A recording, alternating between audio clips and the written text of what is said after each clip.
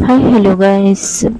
బయట వర్షం పడుతుంది కదా, సో నేను ఇక్కడేమో బోటి క్లీన్ చేస్తే కొంచెం ఉల్లిపాయ పసుపు ఉప్పు వేసి ఉడకబెట్టాను. తర్వాత మసాలాలు కారాలు అంతా వేసి నూనె చేసా.